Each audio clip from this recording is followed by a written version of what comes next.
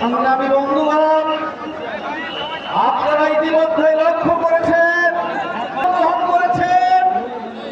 আজকের ঐতিহাসিক জনসভার প্রধান অতিথি বিশ্ববরণ্য ইসলামী আন্দোলনের অন্যতম নেতা বাংলাদেশ জামাত ইসলামের আমির ডাক্তার শফিকুর রহমান। সংগ্রামী বন্ধুগণ, আজকের এই সমাবেশে এ পর্যায়ে বক্তব্য রাখার জন্য অনুরোধ করছি আজকের এই জনসমাবেশের প্রধান অতিথি বিশ্ববরণ্য ইসলামী আন্দোলনের অন্যতম নেতা, দলীয় জোটের অন্যতম নেতা, বাংলাদেশ জামাত ইসলামের আমির জনাব ডাক্তার শফিকুর রহমান। এ পর্যায়ে বক্তব্য রাখছেন জনাব ডাক্তার শফিকুর রহমান।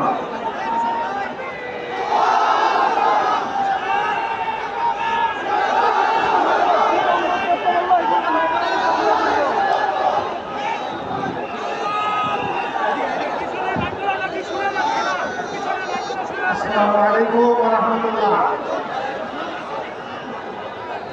প্রিয় ঠাকুরগাঁওবাসী, আপনারা কেমন আছেন?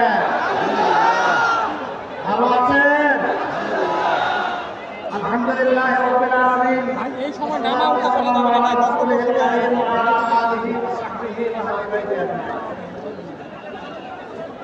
আসরের নামাজের সময় আসন্ন, কিছুক্ষণ পরে আযান হবে, এর ভিতরে আমার কথা শুনতে চাই।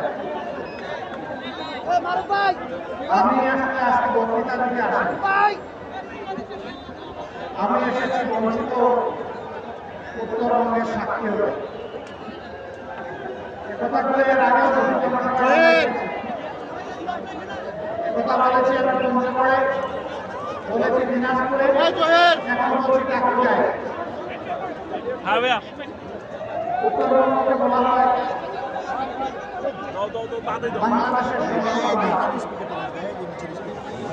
বাংলাদেশের 3 ভাগের 1 ভাগ খাদ্য এখানে উৎপাদন হয়, ফল উৎপাদন হয়, সবজি উৎপাদন হয়। সারা বাংলাদেশকে যারা খাবার সরবরাহ করেন তারা গরিব হতে পারেন না। এই মাটির উপর মানুষ পরিশ্রমী ধুরন্ধররা তাদেরকে গরিব বানিয়ে রেখেছে। যুগের পর যুগ বৈষম্য করা হয়েছে, ন্যায়কে পাওনাটা দেওয়া হয়নি। সরকার এসেছে, সরকার গিয়েছে, নেতা এসেছেন, নেতা গিয়েছেন, হয়তো তাদের ব্যক্তিগত কিছু সুবিধা হয়েছে, কিন্তু জনগণের সুবিধা হয়নি। বলবেন কিছুই হয়নি, না হয়েছে। একেবারে যদি অস্বীকার করা হয়, সত্যকে অস্বীকার করা হয়। কিন্তু দুর্নীতি এবং দুঃশাসনের কারণে যা হওয়ার কথা ছিল তার কিছুই হয়।